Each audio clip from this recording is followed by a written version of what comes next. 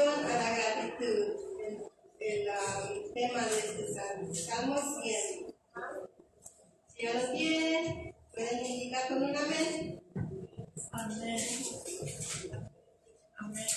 Dice: cantad alegres a Dios, habitantes de toda la tierra. Servid a Jehová con alegría. Venid ante su presencia con regocijo. Reconoced que Jehová es Dios.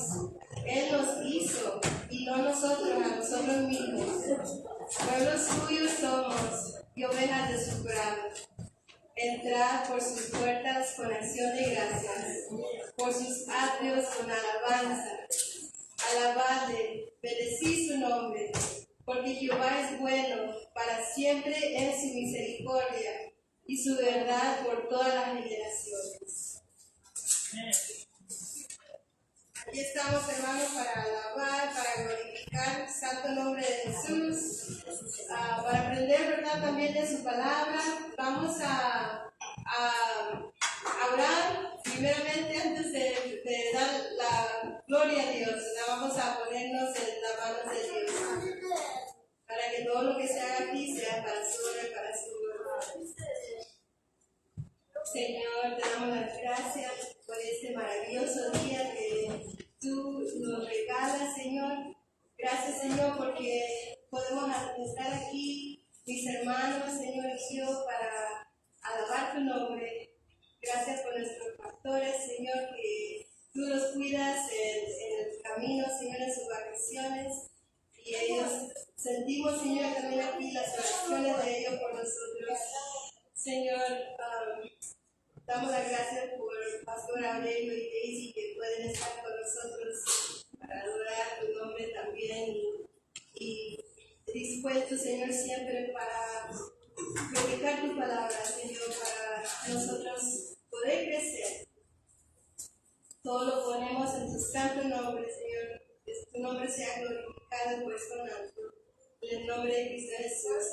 Amén. Amén. Si se pueden poner de pie, mis hermanos, vamos a hacer algo diferente mientras los pastores están fuera, ¿verdad?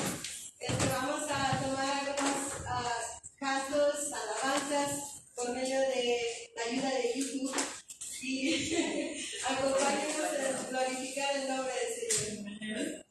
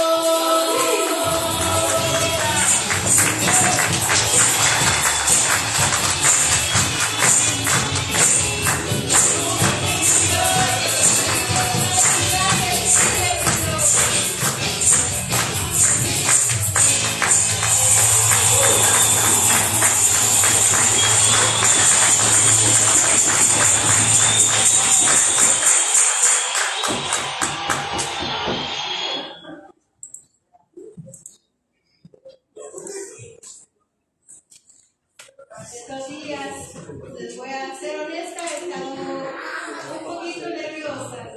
Ayer que venimos a la práctica me dio tanto gusto ver a mis hermanos y ellos hasta llegaron más temprano que yo a la práctica y ver a mi hermana Jessica y dije, ay, gracias Señor porque no estoy sola y pues no estamos solos hermanos, Jesús está con nosotros, pero creo que es la primera vez en un largo tiempo que no dirijo un servicio de adoración o servicio familiar en la iglesia.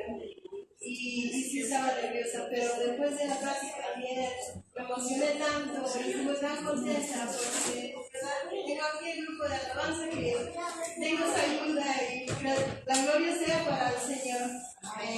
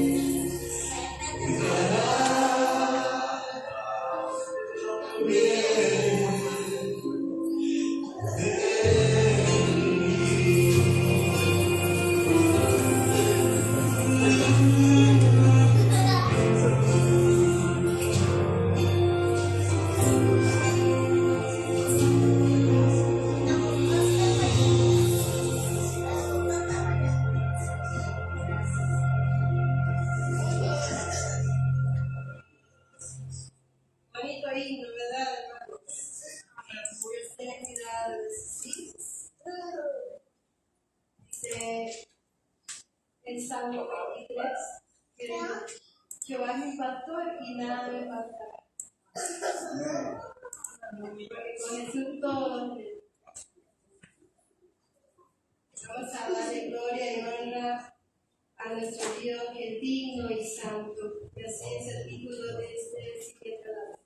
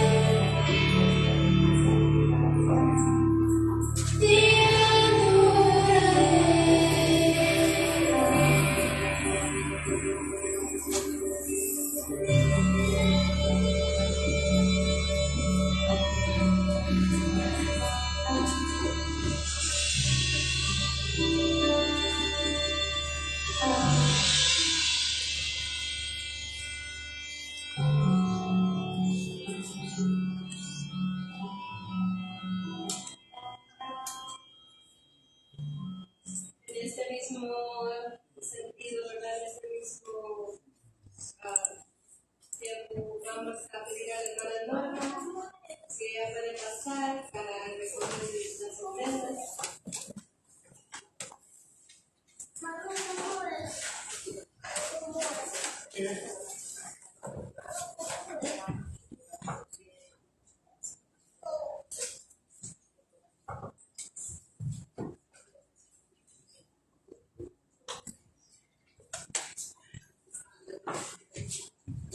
Aleluya, aleluya. Gloria a Dios, gracias a Dios por todo, hermanos.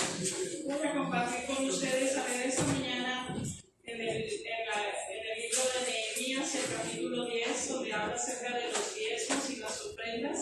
Este capítulo te invito a que lo leas en tu casa más despacio. Está hablando después de que Nehemías y el pueblo edificaron los muros, aleluya, esa ciudad que estaba derribada. Y ellos hicieron esta oración ahí en Nehemías 10, dice así: y cada año traeríamos a la casa de Jehová las primicias de nuestra tierra y las primicias del fruto de todo árbol. Traeremos también las primicias de nuestras masas y nuestras ofrendas, y el vino y del aceite para los sacerdotes, a las cámaras de la casa de nuestro Dios, y el diezmo de nuestra tierra para los levitas, y que los levitas recibirán la décima parte de nuestras labores, y que estará el sacerdote hijo de Aarón con los levitas cuando reciban el diezmo.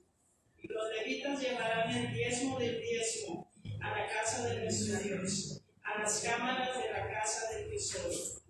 Porque a las cámaras del tesoro han de llevar los hijos de Israel y los hijos de Leví, la ofrenda del grano, del vino, del aceite.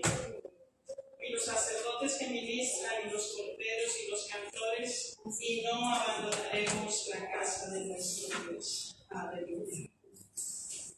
Aleluya. Señor, te damos gracias por todo. Bendice ahora, Señor, los diezmos, las ofrendas que serán recogidas, Padre. Aleluya, que tu Espíritu Santo nos enseñe, Señor, a darte, Padre, con todo nuestro amor, con mucho gusto, una mínima parte de lo mucho que tú nos das, Padre, reconociendo que de ti recibimos todo, Señor, y que tú eres el dueño de todo, Padre. Aleluya. En el nombre precioso de Jesús oramos. Amén.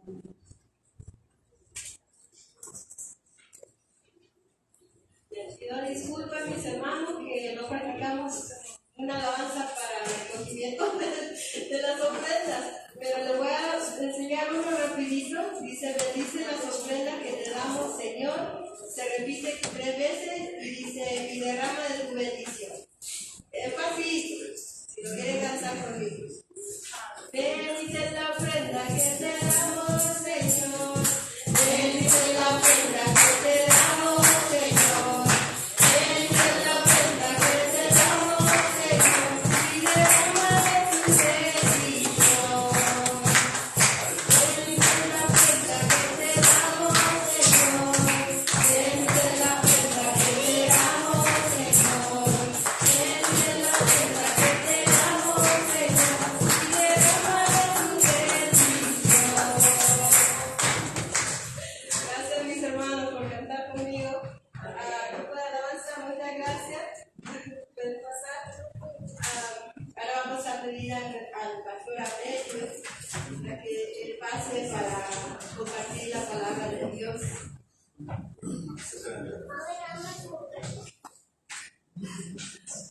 Viene de muy lejos, desde Corpus Christi. Sí, bueno, como vengo de lejos, pero está cerquita. Vengo de lejos, muy lejos de ustedes. Y aquel ya está muy lejos. A veces nos congregamos un poquito mejor. Ustedes vienen para acá y yo voy para allá. Una de las cosas. Porque vamos a conversar de la palabra de Dios. Entonces, si estamos lejos, parece que estamos viendo la palabra, ¿no? Vamos a estar aquí. Yo voy a estar cerquita de ustedes. Y entonces vamos a ir abriendo nuestras Biblias al capítulo 19 de los Hechos. Y marca el libro.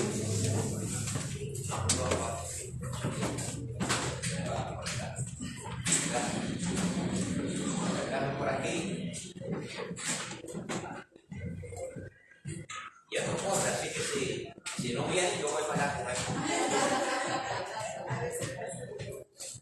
No hace falta, yo aguardo. Sí.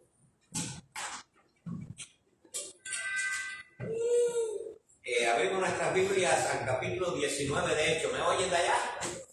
¿Me oyen? Ok. Y vamos un poquito más alto. Y vamos a leer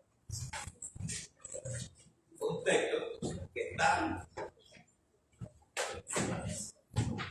Vamos a leer los 18 y 20 del capítulo 19 de Hechos.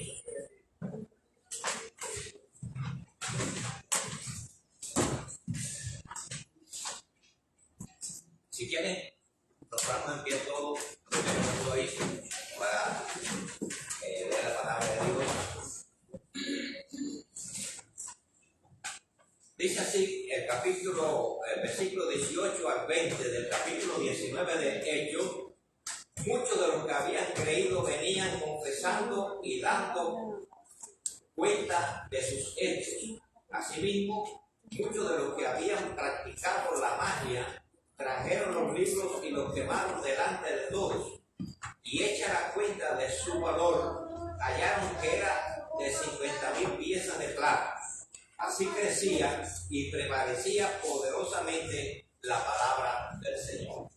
Señor, te rogamos que ahora tu palabra, que es espada de dos filos y que penetra hasta lo profundo de nuestros corazones, a través del Espíritu Santo, Señor, haga llegar las verdades expuestas aquí a cada uno de nuestros corazones, de tal manera que no solamente la oigamos y la entendamos, Señor, sino también que nos acoplemos a la verdad que de ella emana. Bendice a cada hermano y cada amigo aquí en esta mañana, Señor. Rogamos que también bendigas a toda reunión que en este nombre se hace en tu nombre, Señor, delante de tu pueblo, porque tu pueblo busca tu rostro. Eso es lo que queremos, Señor, y lo que estamos haciendo en esta mañana. Te pedimos que tu Espíritu Santo guíe a cada uno para recibir y a nosotros para exponer tu palabra. Te lo pedimos en el nombre de Jesucristo, que es sobre todo nombre. Amén. Muchas gracias por sentarse. Quiero en esta mañana por lo menos resaltar dos verdades que salen a través de la palabra que hemos leído. Una es el valor de la palabra de Dios en la iglesia primitiva y los efectos que ella producía en los cristianos. Aquí el apóstol Pablo, según la escritura de Lucas, nos relata las dificultades que tuvieron él y su equipo al predicar el evangelio fuera de la tierra de Israel.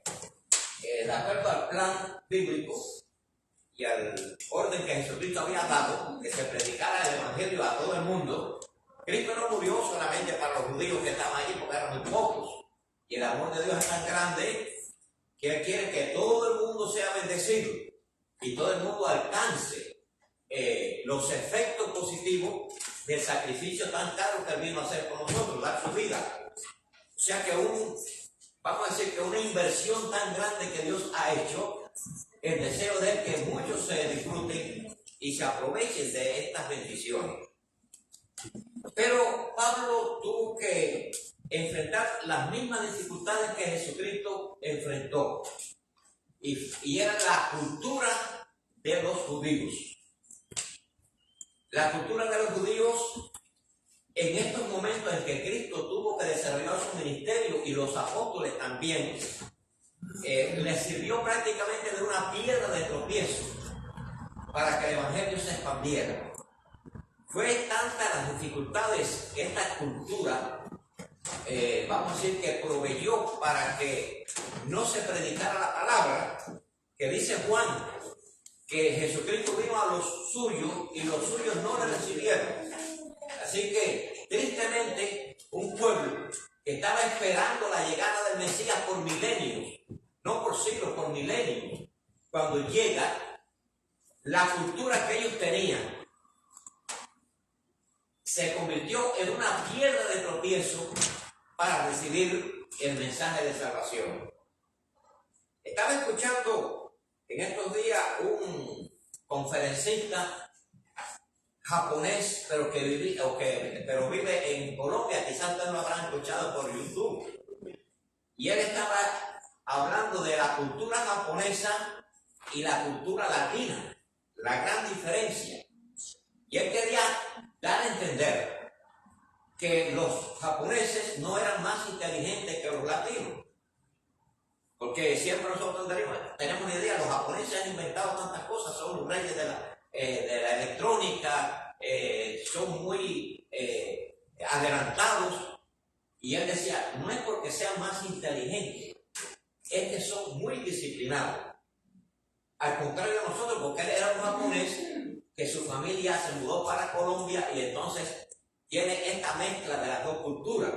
Saben cómo son los japoneses porque lo es de nacimiento, pero saben también cómo son los colombianos, los latinos, como nosotros pertenecemos casi todos vamos a decir, esta parte de los latinos, que tenemos una cultura muy diferente. Los japoneses son súper disciplinados, los latinos somos súper regados. La disciplina no nos entra. Y entonces, en este sentido, los japoneses se adelantan y han logrado muchas cosas más por la disciplina. Él decía, mira, por ejemplo, cuando llegan los niños a la escuela de una aula japonesa y está el profesor, se sientan, bueno, saben que los japoneses hacen así, para saludar con mucha decencia.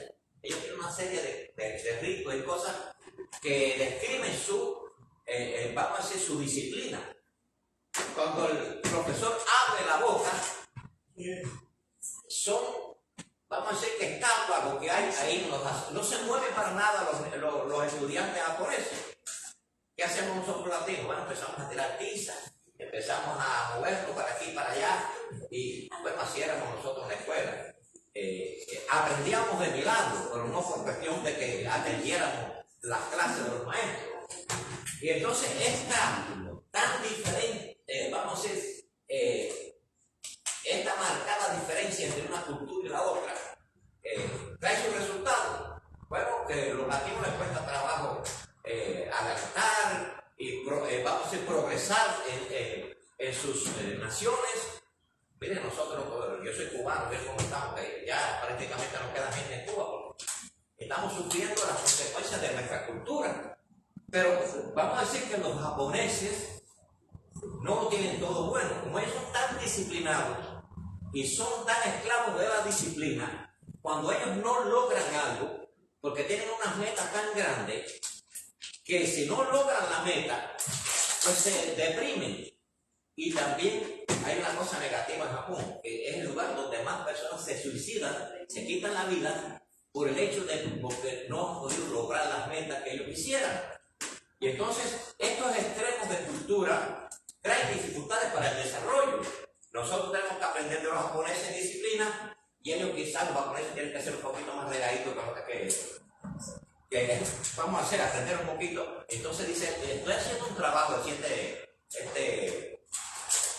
este educador, enseñar a los japoneses que no sean tan rígidos en su cultura, que sea un poquito más suelto para que no tengan que llegar a ese punto de suicidarse porque no logran los objetivos. Algunos lo logran, pero como tienen tantas demandas, algo parecido es lo que le sucedió a los judíos. Los judíos son sumamente estrictos porque tienen la ley de Jehová. Pero ellos no solamente tenían la ley, vamos a decir, la Torá, como dicen ellos al Antiguo Testamento. Ellos le agregaron cosas a la ley que prácticamente los hacía vivir infelices por tantas cosas que le agregaron. Dios había dicho algo y ellos le agregaron más cosas vamos a decir, a los principios y a las leyes de Israel. Por ejemplo, un judío podía caminar solamente eso no lo decía la Biblia, pero sí ellos le agregaron, podían caminar cierto tramo cuando llegara el sábado. El sábado lo convirtieron ellos como en un ídolo, de tal manera que se restringían constantemente por el problema del sábado. Si a un judío le daba dolor de muela, y ellos usaban en aquel tiempo vinagre para curarse, para aliviar el dolor de muela, si era sábado, no se podía echar el vinagre en la boca, tenía que aguantar el dolor de muela. Y entonces ya te salen los problemas que traía. Pero sí, cuando era cuestión de la comida, sí, el sábado podían echarse un poquito de vinagre para sazonar su comida. Y entonces tenían estas cosas tan raras. Por ejemplo, los sábados no podían ellos, vamos a decir, que lavarse en la fuente, no podían mojarse las manos. Si iban a discutir el sábado, no podían estar gestionando muchas manos, porque ya eso era una señal de que estaban trabajando. Y entonces, de estas locuras y tonterías, le añadieron ellos muchas cosas. Jesucristo, cuando vino, trató de sacar de aminorar el sábado. Si alguien se enfermaba, pues no podía, si había un médico pero podía curar, pues no lo podía curar el sábado, porque eso era trabajar, el médico tenía que trabajar y le estaba prohibido trabajar el sábado. Si alguien se partía una mano y había alguien que arreglara huesos, ustedes saben que en nuestros países, no sé si en algunos de ustedes, pero en los nuestros, hay los arreglahuesos, que no son médicos, nunca han estudiado, pero tienen una capacidad para arreglarle a usted los huesos cuando usted se le descompone. Si usted le pasaba eso el sábado, pobrecito, usted no podía. Cristo le estuvo diciendo a ellos, oye, se les cae el burro en el pozo un sábado, ustedes dejan que su burro se muera en el pozo. Bueno, pues son cosas ilógicas. O sea que la ley tiene que tener un uso racional. Cuando se convierte en algo racional, irracional, ya nos hace daño. Y esa cultura era la que tenían los judíos cuando Jesucristo empezó a desarrollar su ministerio. Y él trató de apaciguar. No se podía, si pasaban por un campo donde había trigo, pues, y tenían hambre, no podían comer, porque eso era una manifestación de trabajo. Recuerdan que los discípulos con Cristo tenían hambre un sábado y fueron a las espigas del trigo. Parece que el trigo se puede comer así, vamos a decir, como está silvestre en el campo. Y entonces cuando los judíos vieron que los discípulos comieron trigo, le agarraron trigo con sus manos, se buscaron el problema, empezaron enseguida a atacar. Ya cuando Jesucristo se movía para acá, para allá, lo estaban velando, no para escuchar lo que Cristo estaba hablando, sino para ver en qué cosa lo agarraban, para acusarlo, porque ellos decían, este no es el Hijo de Dios.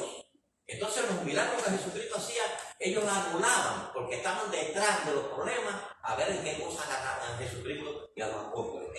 En una sinagoga de Capernaum llega, después de las escrituras, y entonces había un hombre con la mano seca, y Jesucristo, después que habló, lo sanó. Sábado, era un sábado. Se buscó el problema el Señor, porque sanó a un hombre con la mano seca el sábado. Y salieron, pero podía haberlo sanado el jueves, el miércoles, pero el sábado que llegó este hombre aquí, pues va a estar.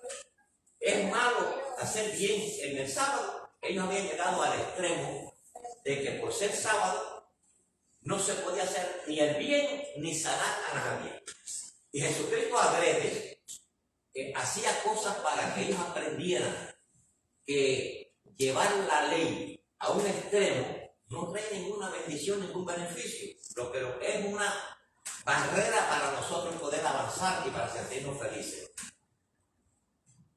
¿Recuerdan el paralítico de Bethesda, que estaba allí, llevaba 38 años tirando? Dice que venía un ángel y agitaba el agua, y cuando se metían en el agua se sanaban, pero parece que sanaba uno solo, y había que llegar primero, y aquel señor no podía caminar porque era paralítico, y Jesucristo llegó el sábado, pasó por allí, ve a aquel hombre y le dice, ¿quieres ser sano?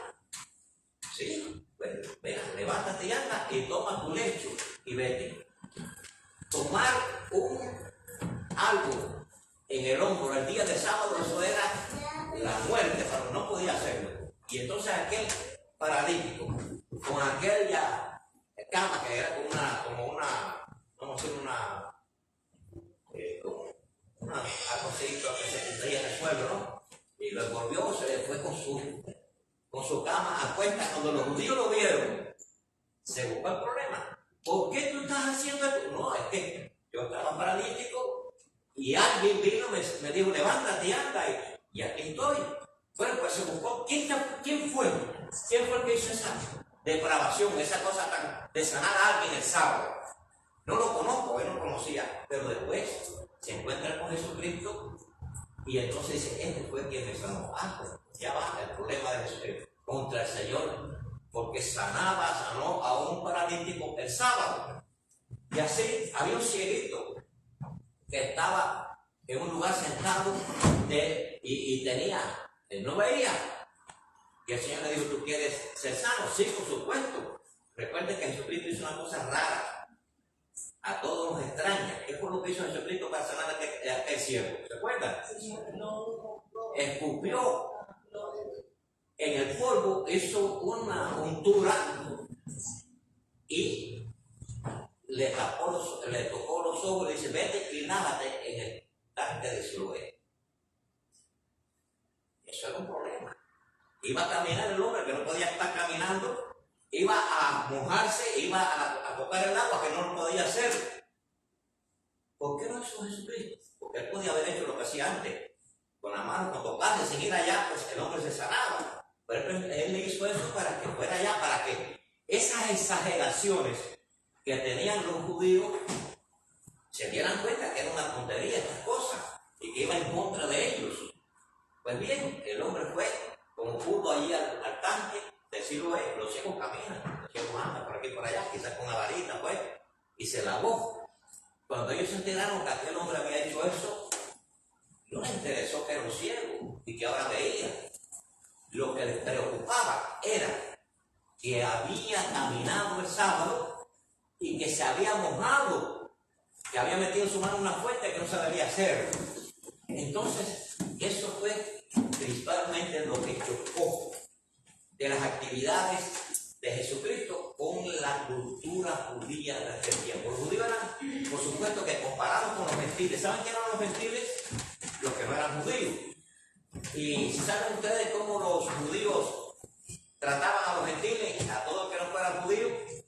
Bueno, pues eso eran perros, eran gente de segunda clase, porque ellos eran superiores, ellos eran el pueblo de Dios.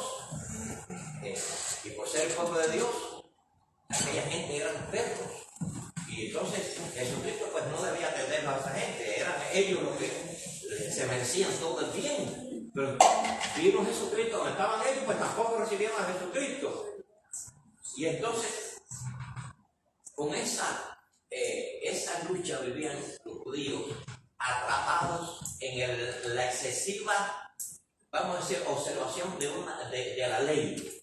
La ley no era mala, la ley nos enseña a ser disciplinados, a hacer las cosas correctamente, pero cuando nosotros exageramos, entonces se convierte en una piedra de tropiezo. Y eso era una de las cosas que Jesucristo quiso enseñarle a los judíos.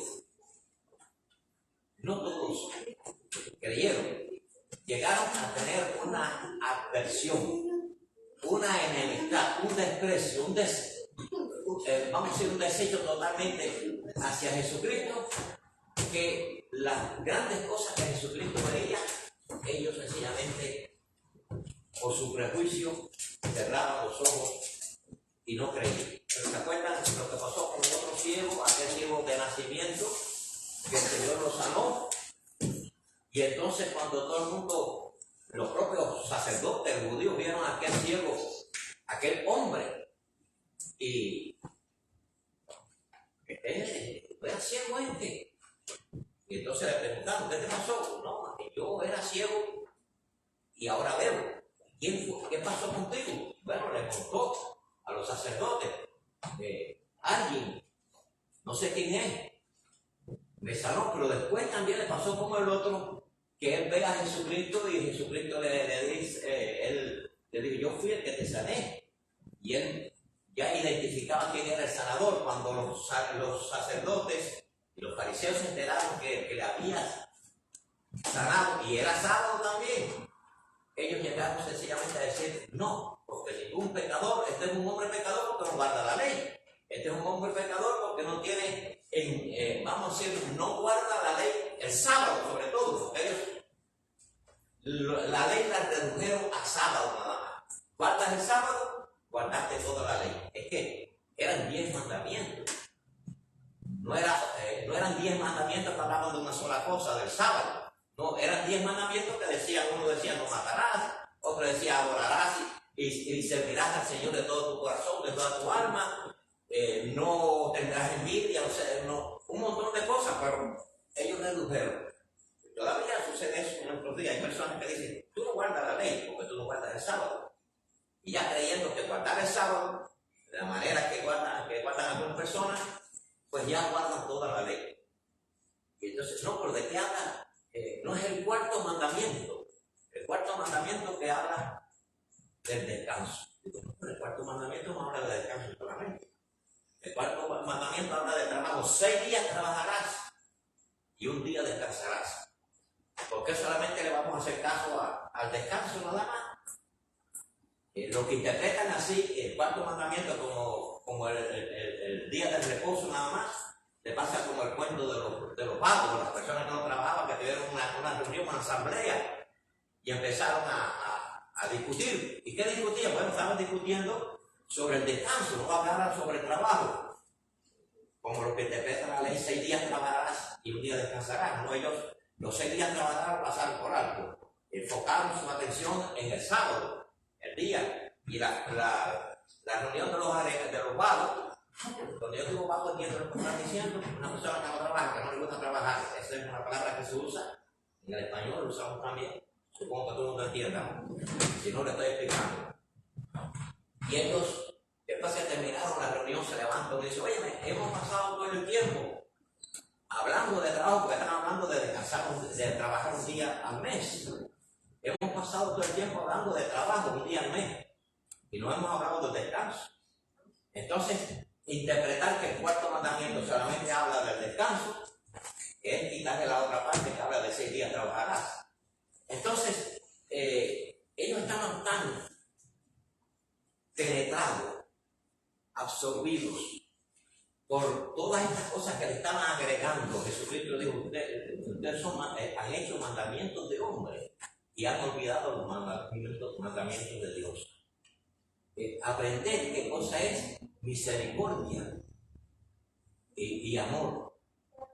Misericordia quiero y no sacrificio. Fue lo que desde antiguamente le dijo el profeta Samuel a Saúl, cuando él sacrificó y estaba haciendo una cosa en contra de lo que Dios le había ordenado, y él pensaba que con el sacrificio solo valía. Entonces le dijo Samuel, Dios dice que mejor es obedecer que ofrecer sacrificio, porque la obediencia es lo más importante. Jesucristo tuvo dificultades en su ministerio a causa de la exageración y las cosas que le habían añadido los judíos a la ley. Esto, por supuesto, que le trajo a los judíos una vida muy, vamos a decir, disciplinada, excesivamente disciplinada, como los japoneses, ¿no? Y habían olvidado el amor. Por eso cuando ellos miraban a los gentiles eran al revés, eran indisciplinados, como nosotros los latinos, excesivamente indisciplinados. Y la vida cotidiana de los gentiles, los griegos, los romanos, toda la gente que no era judío, eso vivían como les daba la gana, hacían lo que querían y no obedecían los principios básicos de convivencia que son necesarios. Nosotros vamos a decir que el extremo de ser demasiado justo o demasiado, vamos a decir, estricto es malo, pero el otro extremo de vivir como nos dé la gana tampoco sirve. Hacer lo que daña a los demás tampoco sirve. Entonces los judíos se preocupaban, los ya cristianos judíos, cuando se conocieron al Señor, ellos insistieron en que había que guardar la ley y sobre todo lo que ellos estimaban como ley. Bueno, primeramente toda persona tenía que circuncidarse, aunque no fueran judíos. Los gentiles tenían que circuncidarse, que era un tipo de rito que guardaban los judíos varones, una operación que se le hacía recién nacido el niño y lo marcaba como judío. Entonces ellos quisieron obligar a las personas que no eran judíos que tenían que circuncidarse. También insistieron en guardar de una forma exagerada la ley, el sábado sobre todo.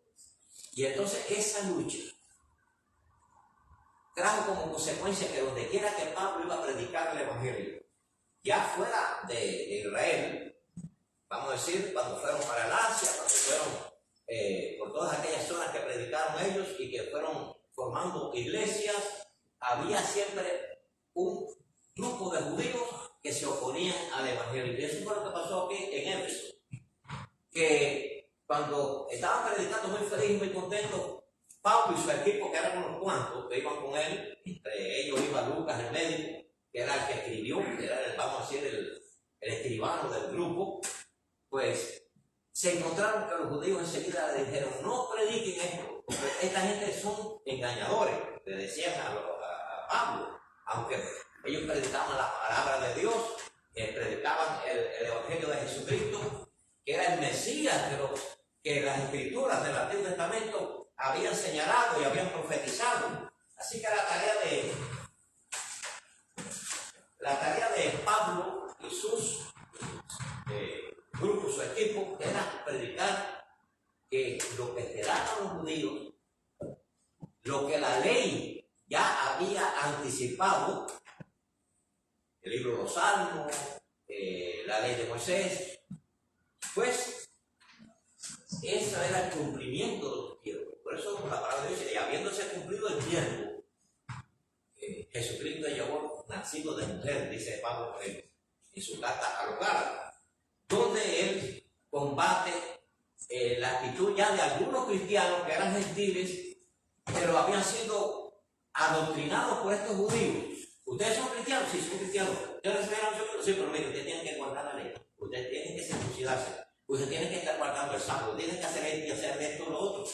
Y entonces eso produjo una división y un problema grande para que el Evangelio se expandiera. De tal grado que en este momento el grupo de judíos que eran enemigos del apóstol Pablo trataron de confundir a los otros creyentes, a las otras personas que habían creído, eran muchos judíos y otros que no lo eran, que eran gentiles. De eso había mujeres como Lidia, Dorcas, toda esa gente todas esas personas que se habían entregado al Señor.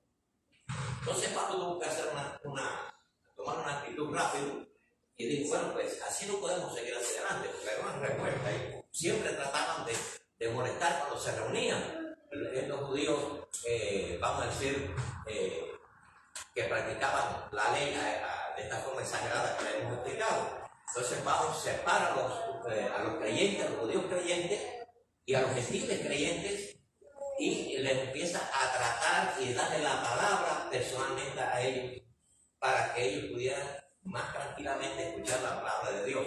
Y aquellos que seguían peleando, bueno, para allá que se buscan problemas a ellos. Y esto es una cosa que nosotros debemos aprender. Dice Pablo que no estemos discutiendo, gastando tiempo en discutir fábulas y cosas así que tienen poca importancia, y nos dediquemos a predicar la palabra y, por supuesto, a vivir la palabra que el Señor nos ha dado. La iglesia primitiva, ya fuera en Éfeso, como estaba en este caso que hemos leído, o en otros tantos, donde iban fundando grupos de creyentes que se llamaban iglesias. Por supuesto, Cristo fue que le dio al grupo de creyentes el título de iglesia, es decir, asamblea de Dios, iglesia de Jesucristo. Bueno, pues donde quiera que se iban reuniendo, una de las tareas importantes era enseñar la palabra de Dios. ¿Qué palabra tenían? ¿Cuál era la Biblia que ellos tenían? No tenían el Nuevo Testamento todavía, era el Antiguo Testamento. Entonces, si tenían el Antiguo Testamento, y el Antiguo Testamento es donde viene la ley, tiene los 10 mandamientos en Éxodo capítulo 10, 20, y viene toda la historia que ustedes conocen,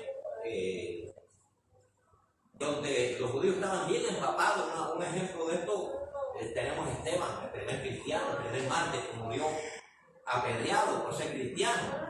Pues vemos a Esteban como él dio vamos a decir, un recuento de toda la Biblia, del Antiguo Testamento, detalle por detalle. Cuando ustedes quieran decir, voy a ver qué dice la Biblia, y no tienen tiempo para leerla completa, ustedes van al discurso de Esteban, en los primeros capítulos de Hechos, y ahí van a tener ustedes una descripción de todo el contenido bíblico en poco tiempo. Esteban, después que dio este discurso, donde él muestra su conocimiento bíblico, allí había un joven judío, acérrimo judío, enemigo de la iglesia, que se llamaba Saulo de Tarso. Ustedes conocen que Dios hizo con este joven rebelde, con Saulo de Tarso. Es este señor que está ahora teniendo problemas con los judíos. Así que Saulo de Tarso es una muestra de lo que Dios hace en el corazón que se pone delante de él y le dice: Señor, ámame, quiero saber tu palabra. Saulo de Tarso, ustedes recuerdan cómo era en el camino a Damasco. El Señor se le apareció y le dijo: Saulo, Saulo, ¿por qué me persigues? Dura cosa te dar patadas al aguijón. Y entonces ahí Pablo recibe a Jesucristo y su vida cambió, y ahora que antes perseguía a la iglesia, como él decía, ahora él está predicando y está recibiendo persecución de parte de los judíos. La tarea de Pablo, la tarea de la iglesia, la tarea que tuvo Jesucristo es la de enseñar las Escrituras. Ellos no tenían todavía el Nuevo Testamento, tenían el Antiguo Testamento, pero ellos no tuvieron problema de interpretar el Antiguo Testamento. En estos días alguien le dijo, está pasando de la Biblia, estamos hablando del diezmo. Entonces que hay una corriente donde están luchando contra el diezmo, porque el diezmo no es una ley, ya la iglesia no tiene que diezmar. Bueno, amén, el que quiera no diezmar porque sea una ley del Antiguo Testamento es un problema. Pero hay muchos que no tienen ese problema, interpretan el Antiguo Testamento. Yo recuerdo que a la edad de 17 años, cuando yo conocí al Señor, alguien me habló del diezmo. Yo fui enseguida al Antiguo Testamento, al libro de Malaquía y otros textos más, y vi la bendición que es de servir al Señor. Y desde entonces yo, a los 17 años, ya tengo 80 y un poquito más, unos meses más, diezmando, sirviendo al Señor, dando para la obra de Dios. Y conforme dice allí que es un gozo, que es una bendición servir al Señor en este sentido, yo he sentido ese gozo de servir al Señor. No soy millonario, no tengo una finca por allá, no tengo edificio, pero Dios me ha dado lo necesario todos los días. El pan nuestro de cada día. Mis hijos nunca se han quedado sin comer, siempre ha habido qué cosa comer, dice la Biblia. No ha habido un oculto desamparado, ni su simiente que mendigue pan. Entonces yo creí eso. No obligo a nadie que lo crea. Yo creo que como los apóstoles estaban predicando del Antiguo Testamento, y el Antiguo Testamento habla de leyes, habla de símbolos, habla de un montón de cosas que ya no hay que hacerlas hoy. Los que creen que Dios no hay que hacerlo, es un problema de ellos. Amén. Y a los que creen que lo pueden hacer, como yo lo creo, yo lo sigo haciendo y es una bendición para mi vida. Pero hay muchas cosas que no hay que hacerlas. No hay que circuncidarse otra vez. Los apóstoles, viendo esta influencia que había de enseñanza negativa, de querer, vamos a decir, imponer la ley así a rajatabla, como lo estaban usando los fariseos, hicieron un concilio que se llama el Concilio de Jerusalén, que está en el capítulo 15 de Hechos. Y entonces allí estaba Pablo, estaba Pedro, y discutieron este problema. ¿Qué hacemos los cristianos? ¿Qué vamos a predicar? Y entonces la conclusión que llegaron en el Concilio de Jerusalén es que a los gentiles no se les está importunando con guardar este tipo de leyes, ni este tipo ni circuncisión, ni sábado. Estas cosas ya nosotros vivimos por la gracia, y los principios de la gracia son superiores a los principios de la ley en este sentido, porque son principios del amor, y es lo que el Espíritu Santo pone en el corazón para que nosotros vivamos conforme a ellos. Yo recuerdo cuando yo me convertí que había una misionera, una joven de unos 20 y pico, 30 años, que es mi madre espiritual. Hoy cumple ya casi 100 años, vive aquí en Estados Unidos, siempre la llamamos, la felicitamos. Le pregunté a Aide, que así se llamaba ella, o se llama, no se ha muerto. ¿Qué debo hacer? ¿Qué debo hacer un cristiano? ¿Qué cosas debemos practicar o no? Y ella me dijo, no te preocupes por eso, el Espíritu Santo te va a decir lo que debes hacer y lo que no debes hacer. Yo era un joven del mundo, yo fumaba 2 cajas de cigarros por la noche, por el día no, con mi papá, que era joven, era un niño prácticamente, y en mi país la cultura es una zona tabacalera. Cuba es la famosa azúcar y tabaco. Y allí el que no fuma no es cubano. Y yo fumaba. Pero cuando llegó la palabra de Dios a mi corazón, nadie tuvo que decirme. El Señor puso en mi corazón de que eso no servía, que estaba acabando con estaba quemando salud y quemando dinero. Entonces, ese mismo día yo dejé el cigarro. Antes lo había tratado de dejar porque me daba cuenta que era una tontería estar practicando el servicio y no pude. Pero cuando recibí al Señor, el Espíritu Santo del que me hablaba la misionera empezó a hacer la obra en mí y se acabó el vicio del cigarro. Estos cristianos, quiero decir que la tarea de la iglesia es predicar y aplicar la palabra de Dios. Y el Espíritu Santo nos va a dar la capacidad para interpretar. Ya la Biblia dice que no hay que circuncidarse. ¿Para qué voy a circuncidarme? Porque ya lo dice. Los gentiles cero de eso. ¿Qué actitud asumimos ante otras costumbres? ¿Qué debo practicar y qué no? La palabra de Dios nos dice. Por ejemplo, alguna de esta gente me decía, esto del Antiguo Testamento ya no nos pertenece a nosotros. Dice el apóstol Pablo que la escritura es toda. Vamos a buscarlo para Segunda de Timoteo, porque esto llena el tenor. Segunda de Timoteo,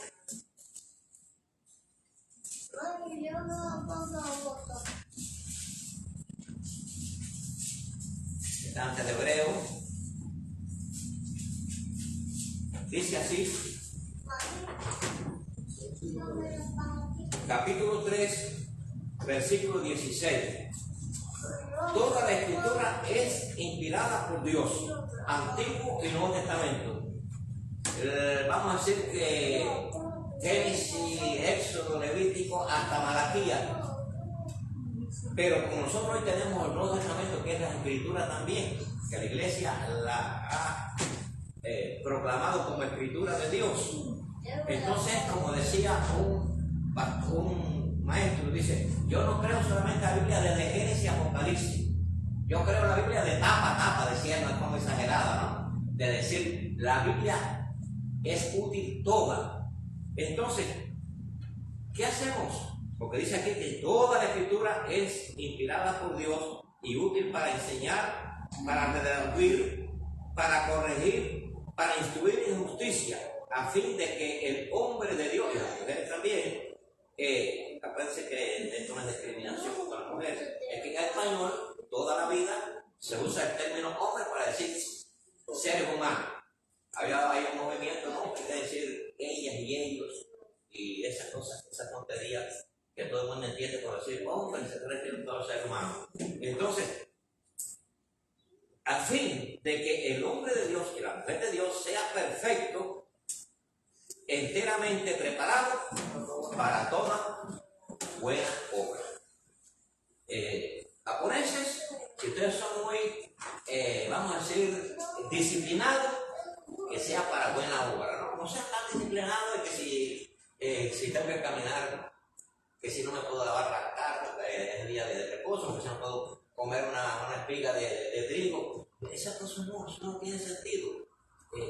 Hacer lo bueno, predicar la palabra, ayudar a la persona, orar por sus necesidades, eso es válido en todo tiempo.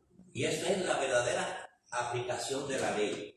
Si nosotros leemos vamos a decir, ¿no?, en el Antiguo Testamento, cuando se describe la cortina, un ejemplo que estoy poniendo, la cortina del tabernáculo, había 4 cortinas. La primera era una cortina de piel de tejón. Bueno, pues ¿Qué aplicación tiene eso para nuestras vidas? Bueno, es que la piel del tejón hablaba de la humanidad de Jesucristo, que era lo más amplio, la humanidad de Jesucristo. La otra cortina que iba debajo era una cortina blanca de piel de oveja. Eso estoy hablando del tabernáculo que Dios me mandó a hacer a los israelitas, que ustedes dicen, pero ¿por qué Dios mandó a hacer todas esas cosas? Eran símbolos que nos hablaban anticipadamente de la persona de Jesucristo. La cortina blanca, la santidad de Jesucristo. Había otra cortina debajo que era de piel teñida de rojo. Si era una piel teñida de rojo, ¿de qué nos hablaría de la vida de Jesucristo? De su sangre, de su sacrificio. Y había otra, la última, que era de muchos colores, azul, roja, blanca, con ángeles. Eso nos hablaba de la presencia de Dios, nos habla de la divinidad de Jesucristo. O sea que la Biblia toda es útil, desde Génesis hasta Apocalipsis. Lo que es simbólico, sacamos lecciones de lo simbólico. El apóstol Pablo, cuando escribe muchas de sus romanos, etc., dice, Adán, el primer Adán, fue el que nos trajo el pecado, fue el Adán del huerto, ¿no? El esposo de Eva. El segundo Adán es Jesucristo. En el primer Adán todos pecamos, en el segundo Adán todos podemos ser salvados. Y así se sacan lecciones espirituales de todas las escrituras, porque es el poder de Dios. Ahora, los judíos enemigos del Evangelio, sencillamente los que eran enemigos de Dios, pues sencillamente todo el que anda buscando las 5 patas al gato, siempre va a estar encontrando un perro para no obedecer y para no ser edificado espiritualmente. Aquí, ahora cambiando, no sé, parece que estoy ya la verdad, estamos cruzados ya. Termino con esto. Las personas que creyeron, que en este caso eran gentiles, y algunos judíos, porque los judíos se dejaron por todo el mundo, cuando se predicaba el Evangelio, como táctica, primero iban a la sinagoga el sábado, que si iban al pueblo no iban a encontrar ningún judío el sábado, en la sinagoga iban el sábado porque se reunían el sábado. Después los cristianos empezaron a reunirse el domingo, porque era el día del Señor, el día que Jesucristo resucitó. Y la iglesia paulatinamente empezó a cambiar de sábado para domingo. Y como dice alguien, el sábado nos habla de la gloria de la creación y toda la obra que Dios hizo. El domingo nos habla de la obra de la redención. Y como expresaba en un himno que creó un hermano allá de Cuba, decía, Dios ha hecho 2 grandes obras, la creación y la redención. La creación está coronada con el sábado y la redención está coronada con el domingo. Por eso nosotros nos reunimos el domingo, pero si se quiere reunir el jueves, el martes, eso no es problema. Cuando usted pueda, si quiera, ¿verdad? Ahora nos estamos reuniendo allá en la iglesia nuestra el martes por la mañana para orar, porque nos están trabajando. Y miércoles y jueves por la noche, algunos reunimos en casa de familia para orar también, porque hay que orar. Hay que buscar a Dios y buscar con el Señor en estos tiempos tan difíciles. Aquella gente que conocieron a Jesucristo, había algunos que practicaban la magia. No sé qué era mágico, bueno, si practicaban la magia y tenían libros de magia que costaban carísimo. Allí dice el número de piezas de plata que costaban aquellos libros, eran escritos a mano. Y a veces mientras más dañino es el libro, más caro cuesta. Y la gente paga. Mientras más caras son las cosas, mientras más dañina es la cosa, vamos a decir que un pedazo de pan es más barato que un poco de droga, un cigarrillo de droga, te mata. Y la gente va a dar más fácil con un cigarrillo de droga que por un pedazo de pan. Entonces, estos libros eran carísimos. Y ellos lo pagaban para practicar estas vamos a decir, como el oscurantismo espiritual, esta religiones oscurantistas. Pero ahora viene la luz del Evangelio a ellos. ¿Y qué hacen con el libro? ¿Qué nos dice? Lo quemaron. Pero hay algunos cristianos cuando llegan al Evangelio y se convierten y tienen una cajetilla de cigarro, dicen, bueno, ya no voy a fumar más, voy a regalar solo a mi tío que él fuma. ¿Está correcto eso? No. Entonces, hay un señor que no que tienen ojos y no ven, tienen manos y no tocan. Lo que la Biblia dice, lo que cualquier persona con sano juicio da cuenta, los ídolos son pedazos de madera o de yeso, de algo que alguien hizo, hechas obra de mano. Y este cristiano todavía tiene un ídolo en su casa, de este tamaño así, y alguien le estaba ayudando para que deje los ídolos. Le hemos predicado de manera que le entre el evangelio y esta verdad bíblica.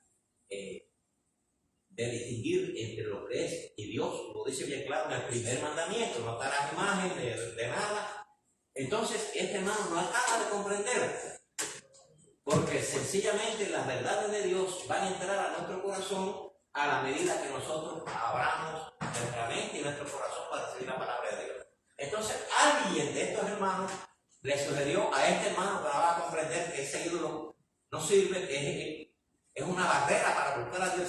Regala a los católicos, que ellos son los que tienen creencia en los ídolos. Entonces, él estaba sugiriendo que no lo votaran, que se lo regalaran. Entonces, ¿estará correcto eso? ¿Qué hicieron aquellos cristianos? Estos libros que son del diablo, estos libros que son oscurantistas y que engañan a la gente, a quemarlos para que nadie lo pueda ver. Entonces, no le dé la cajetilla de cigarros que usted fumaba y ya no va a fumar más. Le quedan, son 20 cigarros, le quedan 19. Y usted recibió el evangelio y dice, no fumo más. Los 19 se los voy a regalar a alguien. Eso no está correcto, ¿verdad? Porque los cristianos aquellos no lo hicieron, porque es lógico. ¿Cómo tú le vas a dar veneno al veneno que te estaba envenenando a otro porque te costó dinero? Entonces, esto lo podemos aplicar a todos los sectores de la vida cristiana. El evangelio es predicar a Jesucristo, quien está contenido en promesa en el Antiguo Testamento y en realidad en el Nuevo Testamento, ¿verdad? Antes los discípulos, vamos a decir, los creyentes miraban a Cristo que el Mesías que habría de venir. Nosotros los creyentes, el Mesías que ya vino y que hizo su obra completa y murió por mí y por ti. Pues, por lo tanto, ahora lo que nos corresponde es servir al Señor, ¿verdad? En la nueva etapa de una nueva vida en Cristo. Que Dios nos ayude a amar las Escrituras, que son las que dan testimonio. Cristo dijo de mí, Cristo dijo que son las que dan testimonio del Señor, son las que nos hablan de la obra de Dios, y cuando llegue la hora de entender y practicar lo que era viejo,